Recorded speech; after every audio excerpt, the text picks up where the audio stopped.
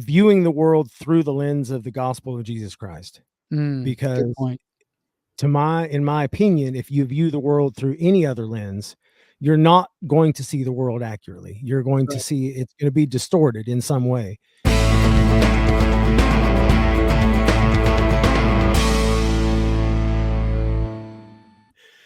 And welcome to another episode of Saints in the South. This is our Linger-longer, hanging around a little bit after the Come Follow Me lesson. Some Saints and Patriots here, discussing some world events and things going on at the moment. And we got something big that just happened recently. So as we were recording this, it is today is the 6th, and it is the day after the presidential election. So we are still fresh on the heels of that. We're all from the South. We're all from the South. We got fear people and we're not afraid to stand our ground. So there's a lot to talk about. A lot of Still, people today. A lot of strong emotions today.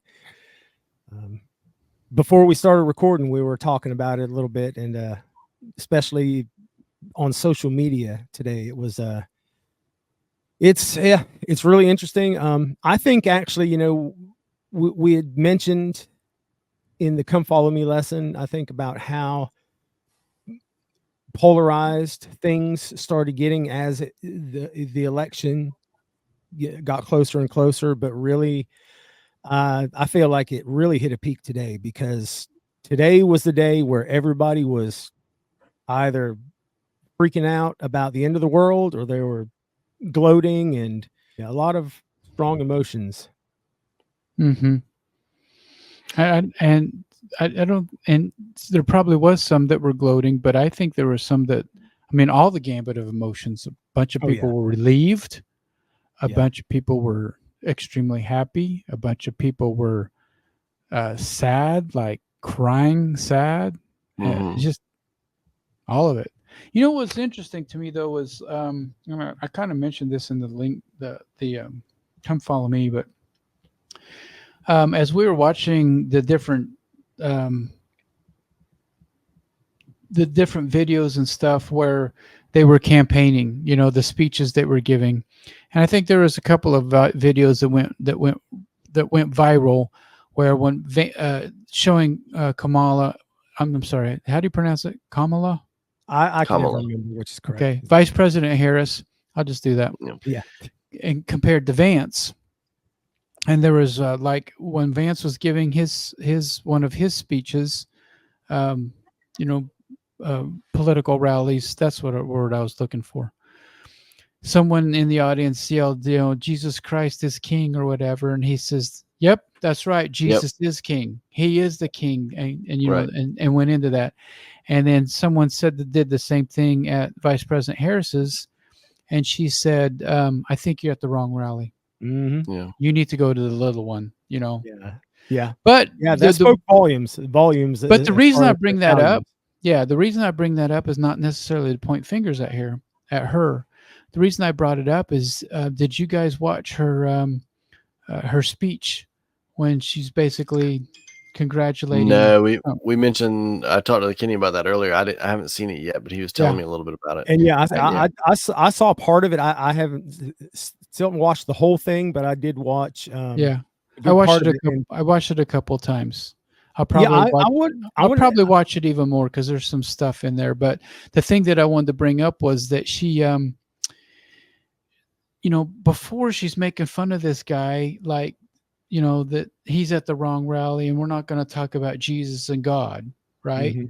But then in her speech, where she's, basically saying, "Hey, we ran a tough fight here, but we're Trump is the victor." Yeah. She mentions and says a couple of times that we need to hold on to our belief in God and this great nation. And I'm like, God? Why are you saying that now? Because you weren't saying that before. Right. It was just, I'm not pointing fingers. I just thought that was very interesting. Incongruent. Yeah. Yeah, Well, like well, you did know what I thought? I actually would give her credit for that speech because I actually thought it was really good, and it definitely seemed scripted, which you is mean it like seemed someone to wrote me it that for her? she had her concession speech very well practiced, apparently, because it was actually really good, and I liked how she focused on not contesting the election and having a smooth transition of Mhm. power and all that kind Coming of stuff. together and Yeah, coming together. So she did a good job. yeah, but she I also threw definitely in give there, her credit don't for her she commencement. also threw in there, "Don't stop fighting." We Right. can't stop Yeah. fighting. We may have lost this, but that doesn't mean that we stop fighting. Yeah. But, You mentioned earlier talking about that, seeing the big division more clearly, and then this you mentioned previously in the Come Follow Me about a peace that you felt that no mhm, matter which candidate won, that you were okay because, I mean, I would describe it as what I'd said before is that regardless of elephant versus donkey, we're following the lamb, and right. that's kind of what you had said too is That's that really good, I like that. Yeah. Hey, thank you. That's really good. Um, I'll Kind of like probably but if steal what that. like Jackson was talking about. I like how he, doesn't buy, he specifically said that he doesn't buy any of the Trump merchandise or right, anything like that yeah, because none of wear the he brand, yeah, yeah, is conscious of the only name that he should be bearing is the name of Jesus Christ. yeah, that's Mhm. right. And so you mentioned that if the one wins, then that means well we're that much closer to Christ returning, and if the other wins, then maybe we got some more time to kind of figure things out, come together, repent, whatever. So you felt this immense peace. And I'm just, as I'm scrolling through social media today, I'm seeing some of my friends, some of my brothers and sisters, church members and stuff who are anything but peaceful. I mean, they are distraught. And it saddens me. And I thought that's another contrast, the peace that you feel, the peace that you felt. And likewise, me, it's, my kids ask, well, what are you going to do if it goes one way, or what are you going to do if it goes the other way? And I said, well, I'm going to go to work tomorrow because Yeah. that's what I I'm got to gonna do. get up, I'm gonna work. Right. Yeah. And Life we're going goes to go on to either way. football practice, or we're going Mhm. to, Wednesday night activities and stuff like that. Like, I don't know. And it's troubling to me that some of our brothers and sisters are so torn up right now over it, rather than feeling a peace, rather than being able to say, like you just said, that regardless of which one of these candidates won, that you were going to be okay. Um, I don't know. And obviously there's a lot riding on this. It's not dismissing the major implications of this election, but it's just curious to see the differences there. Yeah, and It's more clear. It's more clear the differences. So, and I would say even 4 years ago, and like I said, it maybe just be attributed because as I'm getting old, but even 4 years ago, I don't think I would have felt this kind of peace. right, Not even knowing what the outcome was gonna be, but having the peace that it didn't matter. I was gonna get up the next day. I did what I needed to do, that right, God's still in charge. This is right, still Jesus Christ's world. He right. this is not Satan's world. He's running around and pretending it is. He's acting like he's in charge, but he's really not. I don't Yeah, know. you're 4 years Yeah, but ago, we know that 4 there's rough years ago, I times wouldn't to have come. had that peace. I wouldn't have. right. But we I think know that it's going to get worse before it gets better, Mhm, and mhm. sure. I'm not eager at all to get into the worst part. Right. No, I'm I in no hear rush you. I to hear you, live Kenny, through but that at the part. same time, I have, um,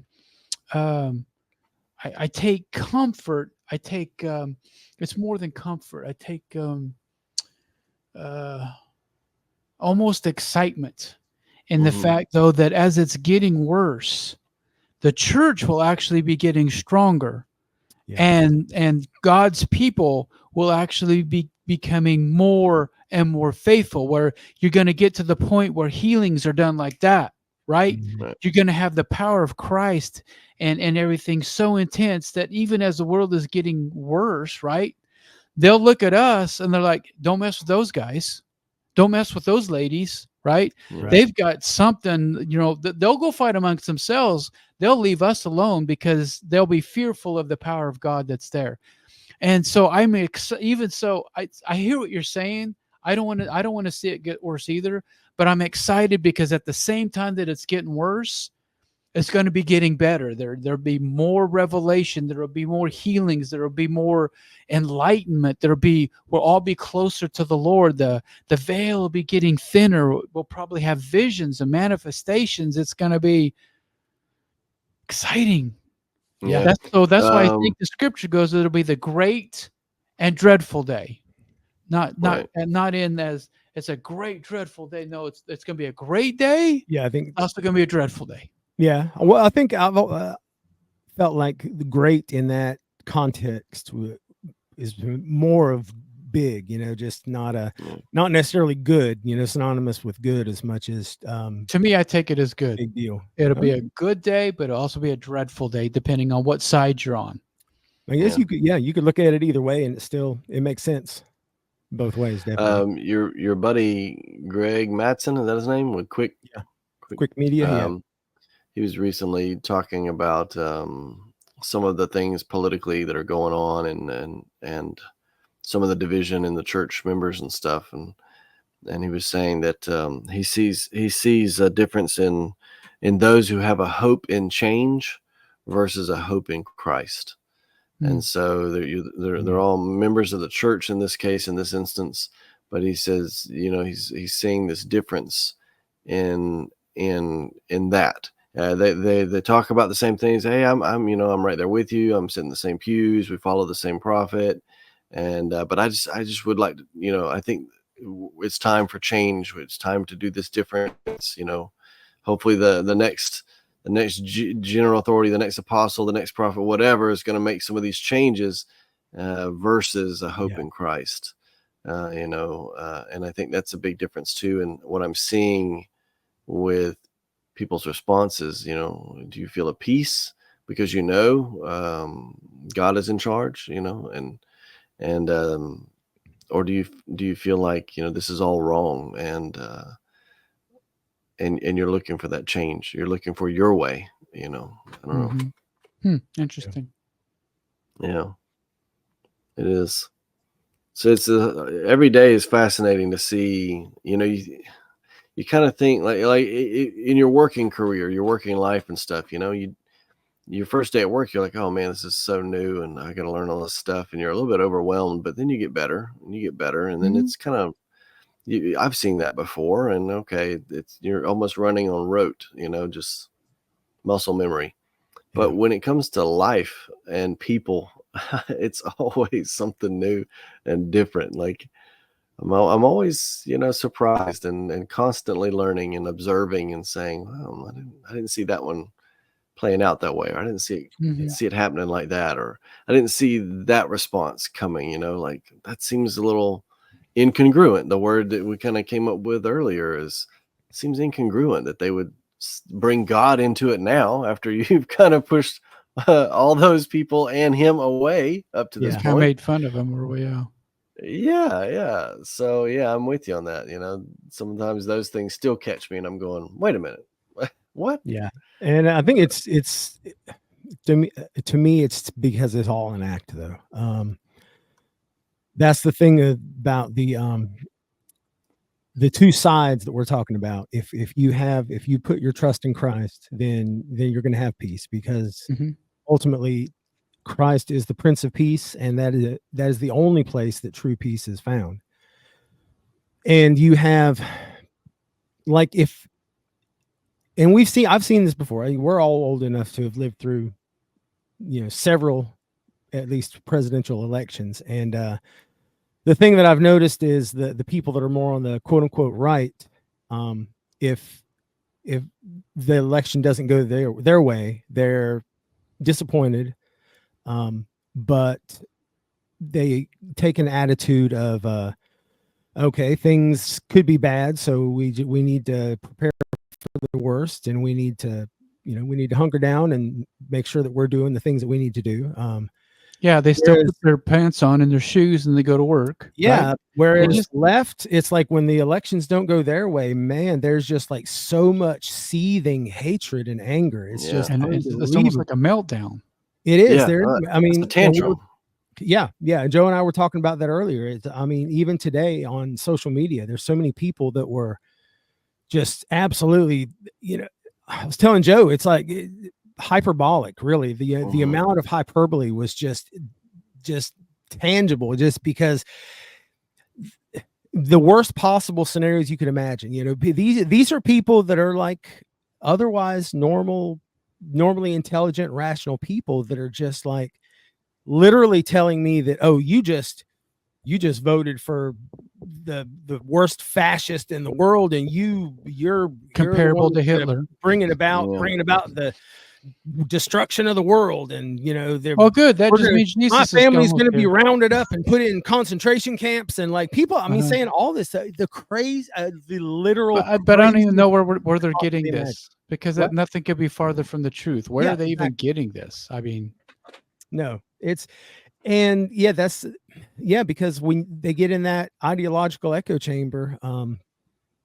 and once again, I hate to pick on the Democrat. No, I don't hate to pick on the Democrats, actually, but the Democrat Party, in my opinion, it makes me sad, because I feel like there's a lot of people that I love, or people that I know and have respect for, that have been essentially brainwashed, I feel like, by this ideology, because it's as if they're living in a whole different world. They're living in a world that I don't see. I don't see the things that, and the world that they're describing is nothing like the world that I live in.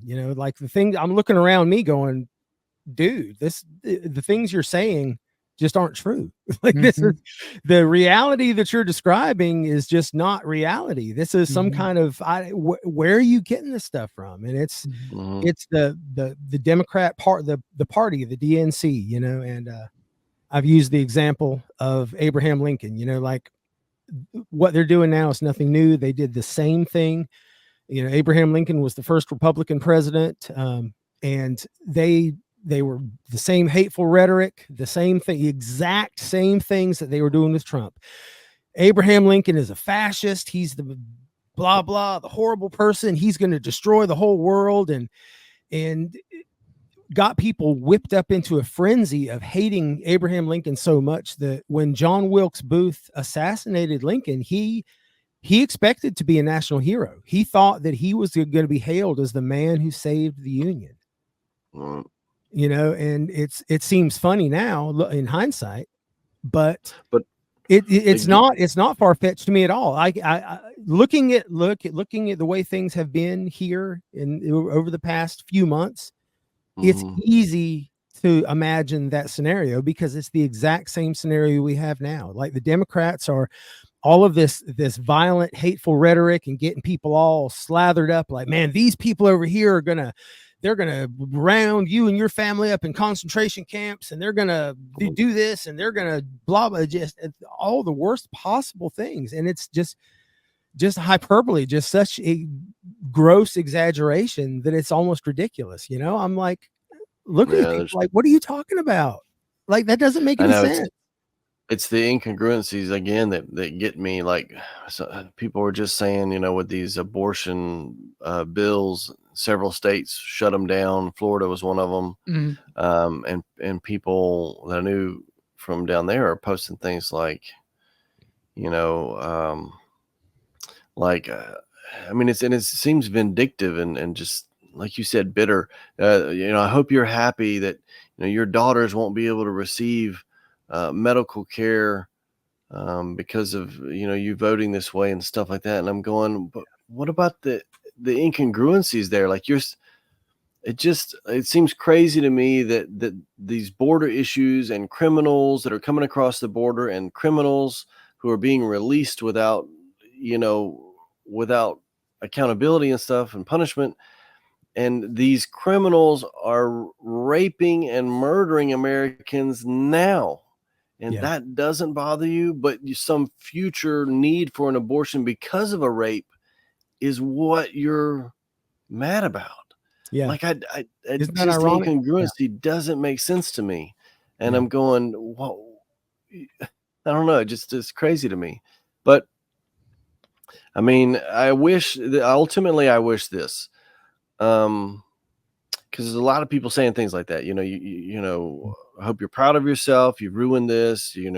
Concentration camps are coming, and fascists, and Yep. Hitler, and I mean, there's lots of stuff being thrown around right now. And I just wish, if you're feeling that way, or even if you're feeling really, really happy with the results of this election, just maybe write down what you really think is going to happen, right? And It's a then good idea. check back in a year, 2 years, 4 years, and compare. And I hope that you can look at that list and say, man, how right or how wrong was I? Literally, objectively, not how you feel, but what does reality look like? And then if you're way off base, why? And who told you that?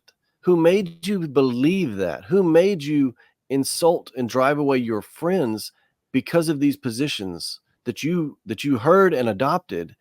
And if they led you so far astray, should you keep listening to them? Because my sense of it is there's a lot of people that are on a different wavelength. Like, I don't doubt that you feel strong emotions about things, but I do doubt that you were given factual information to form those emotions. I do believe a lot of people have been manipulated, have been used Absolutely. for other purposes. Again, it's reality to you right now. But the best way to get out of that is to do some analysis, to do some comparison to what you think versus what is real. And it's just crazy to hear. Again, it's incongruencies where you say, well, Trump's going to put us in all these new wars and stuff like that. Well, he was already president once. How did that go? And then how did the last 4 years go? It pretty much sounds to me like these last 4 years is what you were warning us about when Trump was elected the first time. Yeah, exactly. That's what happened the last 4 years. The economy went down. Jobs have been lost, Inflation is out of control. Right. They're torturing the numbers like crazy. But yeah, inflation's out of control. Just go to the grocery store, right? And then the wars have been out of control. I mean, you've got Israel being attacked by Hamas, Israel now retaliating against Hamas. You've got Iran attacking Israel, Lebanon attacking Israel. You've got Russia attacking Ukraine.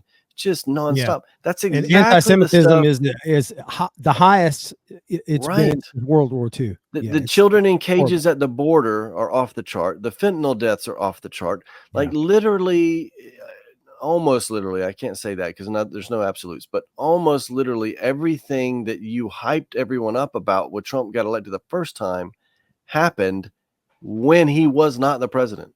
When Biden was the president. That's when all that stuff happened. And now you're carrying on about it all going to happen again. Like you fell for it the first time and it didn't happen. The other person gets elected and it does happen. And you're still 8 years in the past and you're falling for it again. Like compare notes of what you thought was going to happen. What actually happened, what you think is going to happen now. I really like that idea, Joe. I want to right now. That's really good advice, Joe. I think it is. I want to challenge. If you are listening to this right now, if you are hearing the sound of my voice right now, I would like to challenge you to do what Joe said. Write down right now, today, whatever day it is that you're listening to this. Right, and whichever side you're on, I think this is a good exercise for everyone. I think, regardless of what side you're on, I think all of us should do that. We should write down what we anticipate to happen within the next 4 years. What do we think the results are going to be of the current administration after this election?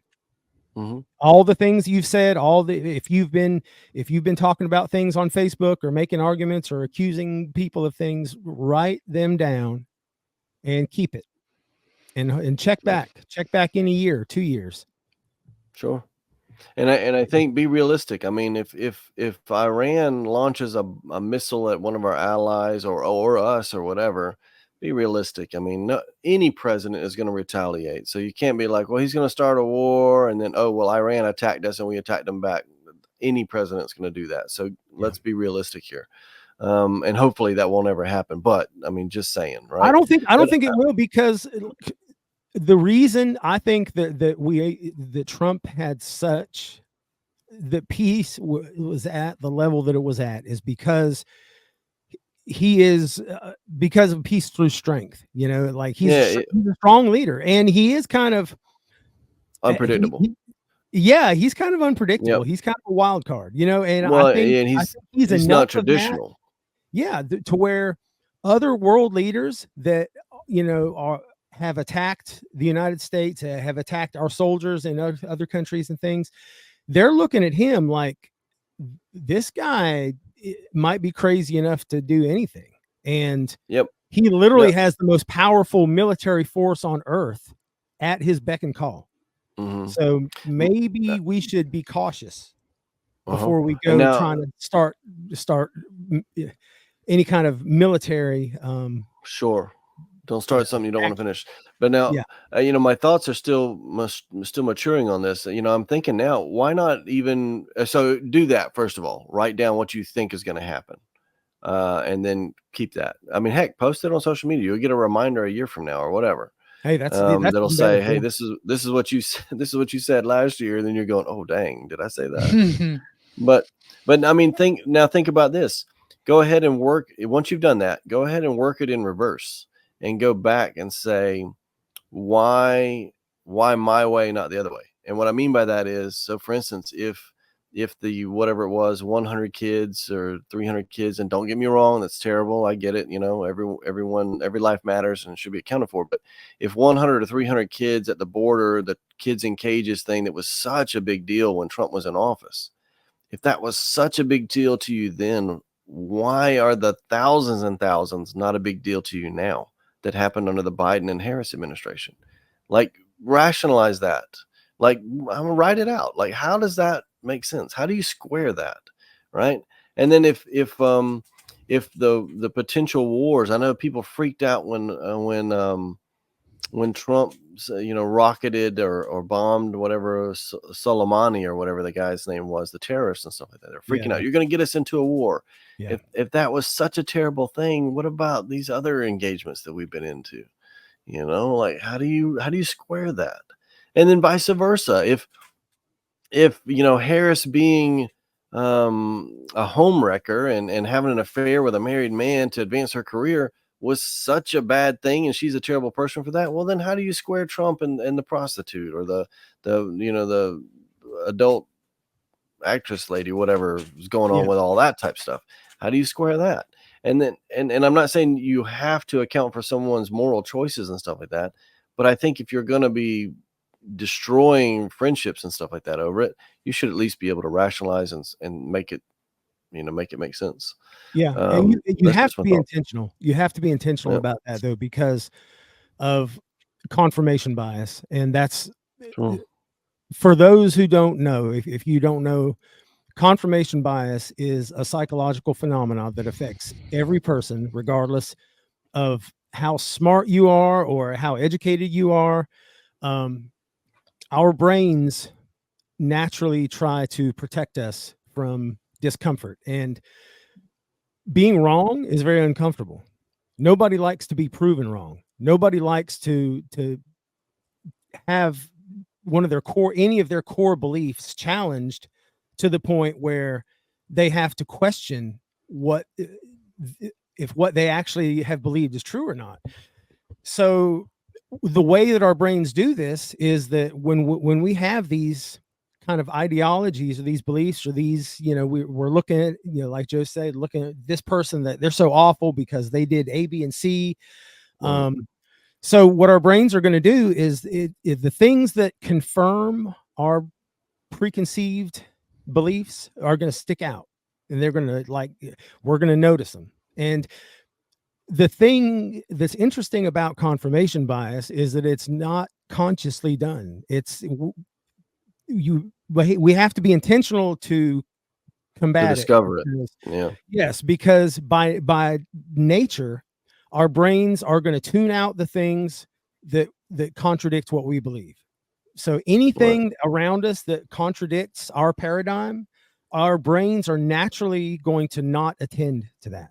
It's going to naturally kind of tune it out, and we're not going to be as aware of it. It's not going to be in the forefront of our minds. Whereas the things that confirm our biases stick out, like they really stand out, because our brains are protecting us. Your brain is saying, oh, look, see this thing over here? That shows that you were right. That thing that you believe, we were right. Your brain is like, we were right about this thing. You look at that. But then when we encounter information that contradicts that, then our brain is like, oh no, let's look over here. Let's pay attention to this. Don't look at that. Yeah, pay attention to that. So yeah, that's bias for you. That's right.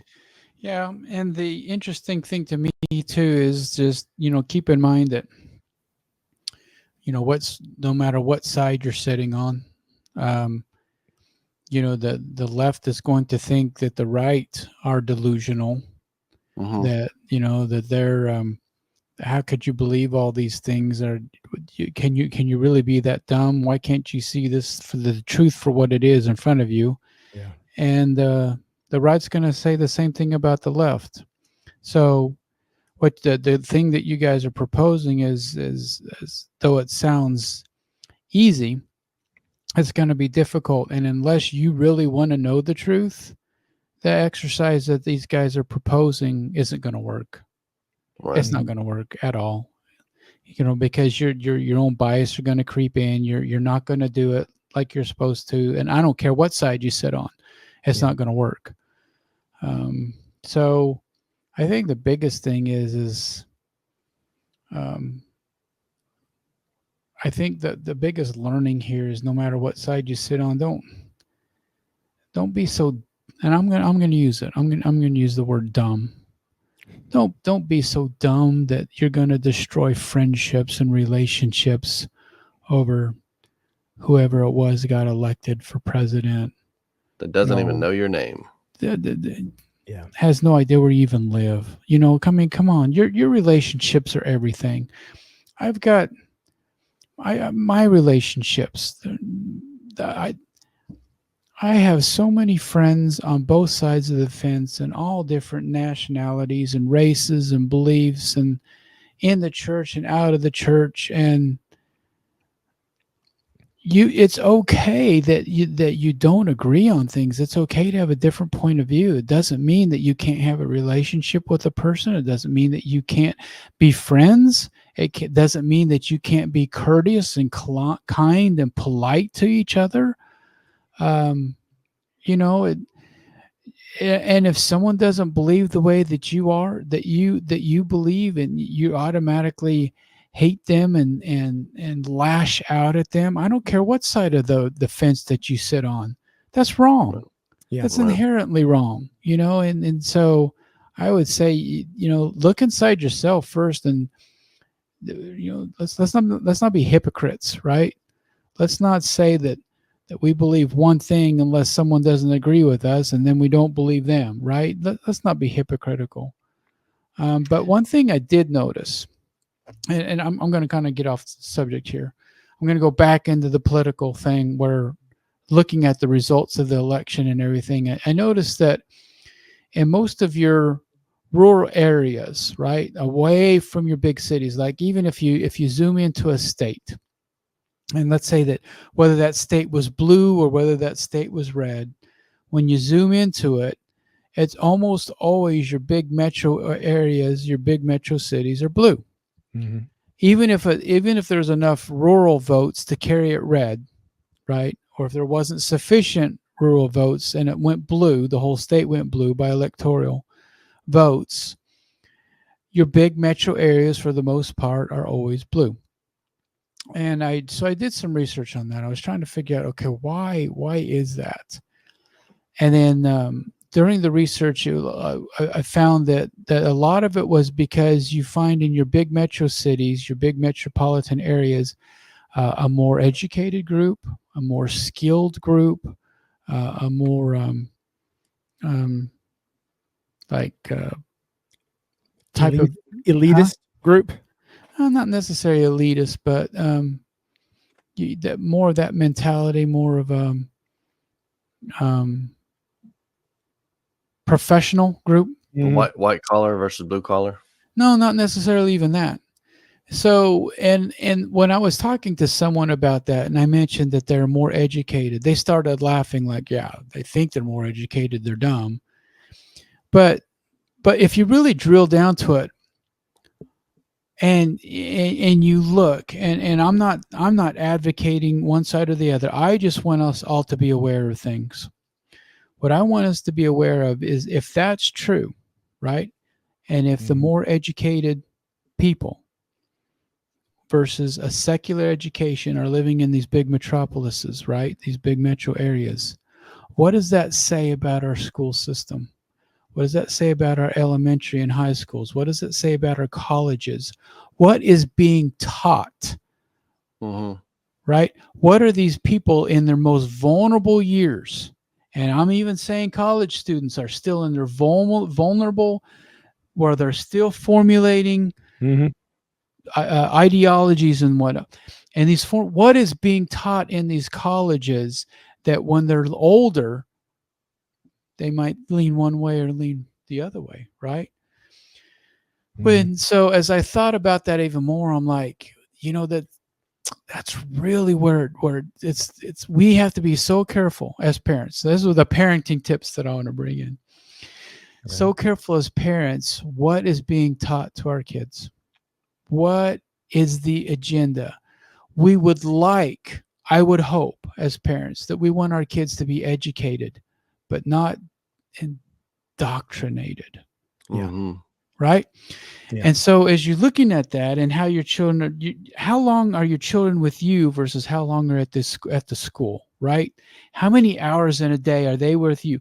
Can you combat if they're at the school 8 hours a day and you come home and you've been working your tail off and you get home, do you have enough in you? Is there still enough energy that you can engage in that child's life to try to, at the very minimum, bring back to where they were all the stuff that they were indoctrinated for those 8 hours? Right. It's hard. Which makes me think, and then so I just kept going with this, and I'm sorry I'm going so long with this, but hold on. Okay, we're following your thought experiment. We're with you. It got to me thinking even more how smart our forefathers were and how dumb we were to put even more amendments in there than what we had, because basically the amendments that they put in, if they were read correctly, if they were adhered to correctly, we didn't need any more amendments. For instance, states' rights. States' rights are all but gone now. Why? Because because we weren't following the original Constitution and the 10 Amendments. Our forefathers knew that you needed a popular vote and that the House of Representatives should be voted by a popular vote, but a senator should be appointed by the state so that the state doesn't lose representation in the whole scheme of the federal government. So the federal government doesn't become what they were already going through with kings, right? So that there would be checks and balances. And then when they changed that amendment so that we voted for senators, that was the beginning of the end for state rights. And all of this, the schooling should be dealt with on a state level. Medicaid should be dealt 100% on a state level. Education, state level. This on a state level. All these things need to be dealt with on a state level again. And if you don't like the way one state is running it, you can go to another state, or you can vote and try to get something overturned in that state. But it's a very, very dangerous slide and ride that we're on when we want everything to be decided at a federal level, and then we just become little ants or serfs. What? Yeah. Serfs of the federal government, and the state doesn't really have a say anymore, right? Yeah. Well, that's the thing. The founding fathers knew the dangers of too much power because being they focused came in from one that. area. Yes. They came They came from a monarchy where all the power, 100% of the political power, was in one person. Right. And so they knew that for this American experiment to work, that power had to be divided up as evenly as they could possibly make it. do it. Like, how can we devise a system where all that power, you take that power that the king holds and you divide it up equally among every single citizen of this nation to the best of your ability. And so that's the system we have, the constitutional republic of, the Congress and the Senate. It was genius. It really was absolutely inspired. It was inspired of God. Yeah, for sure. Got you a quote from Carl Jung. The one who looks outside dreams, but the one who looks inside awakens. That's good. Some self-analysis there. You need to dig deep and look inside to say, where do my thoughts align with reality? And we all where do. did I go wrong? All of us need to do that. Yeah. Yeah. One thing that I would really like to see, though, with this new administration, aside from the obvious, is, let's get inflation under control. Let's get all this under control. Yeah. I would hope that someday, maybe it's just a dream, maybe it's just a hope, maybe we're too far down the path, I don't know. But I'd really like to see income tax go away because we were never supposed to have it. Right. And I'd like to see property tax go away because we were never supposed to have it. Exactly. You shouldn't be taxed on something that's yours forever and ever and ever and ever, because now it's just rent. Now it's not yours. That's the thing. That essentially we've created a situation in the United States, the land of the free, where you never really truly own anything. You don't, because as long as you can it can be taken from you if you don't pay tax on it. Taken from you if you don't pay your taxes, and that is ridiculous. That is not what our founding fathers wanted. No, I would really like to see someone that had the courage to do that. And people go, "Oh, but our schools. Do you realize how much out of that property tax is actually used for schools? Does anyone know? It's like 95%. It's something crazy. It's the majority of it, actually. It is the majority of it. But what I'm saying is there's other ways to fund our schools. One, if you take the administration away from the feds and you put it into the state, you've already cut at least a third of the administrative costs of schools. Yeah. Yep. Now you don't even need that much money. Right. There's schools were funded before we started having property tax, and they'll be funded again if we eliminate property tax. Our kids aren't going to suffer. And besides, I'm telling you right now, I wouldn't want my kids going to public school right now. No. Oh my gosh, no. I don't want them to get indoctrinated into what someone else's view of the world is. I want them to go to school and learn your basics. Yeah. Geography, math, science, things that they're going to need to get through this world, not all the other rhetoric that's out there. Let them formulate their own opinions. Absolutely. I think that's part of the incongruency that Joe was talking about before. You've got a certain people that are saying, no, they should be able to make their own choices. I'm not going to push church or religion or anything like that on them, because they should be able to make their own choice. But you're throwing them into a school and you're letting them get indoctrinated. Right. Yeah. By someone else's beliefs. Yeah. And you don't have a problem with that. Greg Madsen a while ago. Something that Greg Madsen talks about a lot within our country and within the church is the philosophical underpinnings of what's being taught. Because the thing is, academia in the United States is heavily influenced by Karl Marx and like the French philosophers, Jacques Derrida, and Foucault. And so the thing is, these Rousseau. Rousseau, you got Derrida, you got Foucault, and a lot of people don't know that these people's ideas are the foundation of all academia in the United States. And these are horrible ideas. They're horrible ideas. These people, they were intelligent people, but their ideas are like Marx, for example. Like Marx it blows my mind. a man that never actually worked a day in his life, a man that didn't know anything about how the world works, like wrote books about how the world should work and how people should do things, how you should live your life. When he had a horrible, his life, he was a loser, a miserable loser who mooched off of his in-laws his whole life, a horrible person, and we've got all these really, really bad ideas that are forming the foundation of the entire education system, all the way from preschool up through university and even graduate school. And a lot of people aren't even aware of that. They're not aware of the whole lens is different. When you view the world through that lens, you are seeing a different world. And that's something that I mentioned a little bit ago. It's like, I feel like, my friends that felt like the world is falling apart since Trump got elected, it's as if they're seeing a different world. Because I've been like, dude, what are you talking about? Because the things you're saying right now don't exist. It's a whole different world.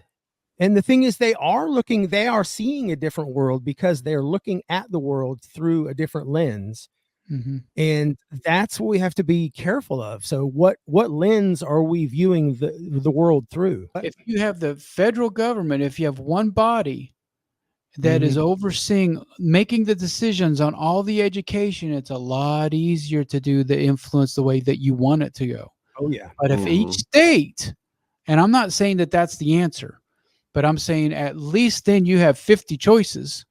Right. But if each state controlled their own education for their state, it's a lot harder now to get everybody to buy in to one view. Right. Yeah. It's safer. Definitely. Yeah. Viewing the world through the lens of the gospel of Jesus Christ. Because good point. in my opinion, if you view the world through any other lens, you're not going to see the world accurately. You're going to see it's going to be distorted in some way. Especially it's that hope in change versus hope in Christ, right? Yeah, exactly. Yeah.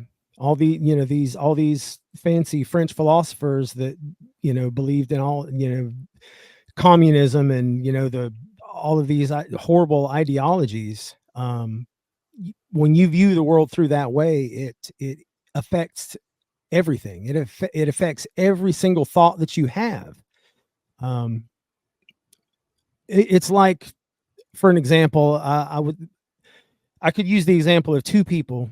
If say me and Joe are standing in Joe's front yard looking at his house, and I'm a little bit too off to one side of the house, and he's standing, and we're both looking at the same house.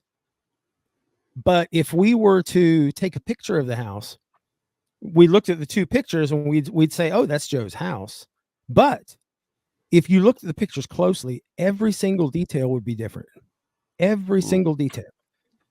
Because just the difference of the perspective, that little bit of difference of perspective is going to make, if you go down, you started measuring the doors and the windows and the things on the picture, it's going to be different, because that difference in perspective literally affects every single aspect of how you view the world. And that's a really deep analogy, and I really like it. To me, a more simple one, and I'm not saying it's better, it's just more simple, would be, and I'm going to go back to, I don't care what side you're on, just to hear me out. Okay. If we have a quarter and we're looking at that quarter, right, and someone's holding it in front of us like this, you're going to see one side of the quarter and I'm going to see the other. And I'm going to say, I don't know what you're seeing. This guy's got a head, and you're like, head? Dude, it's an eagle. What are you talking about? We're still looking at the same quarter, but it's a different perspective, right? It's a different side. I would submit to everyone, stop looking at just the one side, and I don't care what side you're on. Stop looking at just the one side of the quarter and thinking that that's all that the quarter is. Be brave enough to look at the other side And I don't mean everybody be brave and go look at one side. I mean, everybody on this side, you need to come over and look at the other side too. Mm-hmm. We're still staring at the same quarter. Guess what? It wouldn't matter who got elected. The world is still going to go around in circles about 3,000 miles per hour. Don't matter what side of the quarter you're looking at, there's still going to be change. That's right. There's still going to be change. Wah, wah, wah. That's right. That's right. That's right. God's still God. Christ is still Christ. That's right. I love the analogy, Kenny, of looking at it through the lens of the gospel. Yep. And I'm not even going to say the Church of Jesus Christ of Latter-day Saints, just the gospel. And whatever your religion is, look at it through the gospel of Jesus Christ. Yeah. That, and don't lose perspective of that. But at the same time, I'm amazed. We went to a training where we had one of the apostles come to a training, and we had bishops and stake presidents, release-sided presidents, everybody in there, young women's presidents. And the elder Bednar said, look, bishops, when you get home, I want you to do these 3 things. ... Mm-hmm. Everybody got the same message, the exact same message. But even in our small group, when we left and we compared, okay, what did he say? One group said, well, I heard him say, I need to talk to this person, and this person separately. And the other group said, no, what he said was you put all 3 of them together in the same room with you. Right.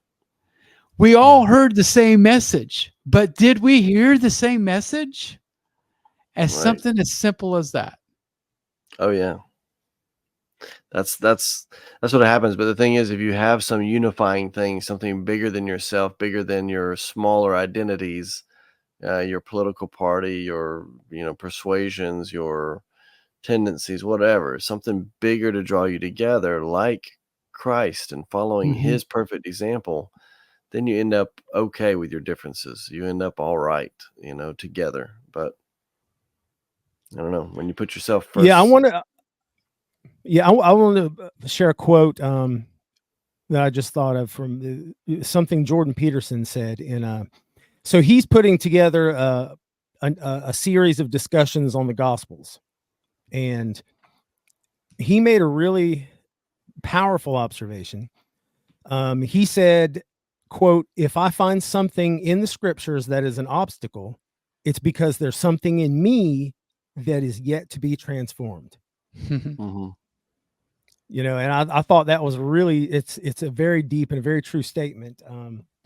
If we are seeing the world, looking at the world through the lens of the teachings of Jesus Christ, if there's something that we stumble across there, if there's something there that seems like it's not right, or something that doesn't make sense, the problem is not with Christ's teachings. The problem is that there's something in us that we need to work on. Mm-hmm. Right.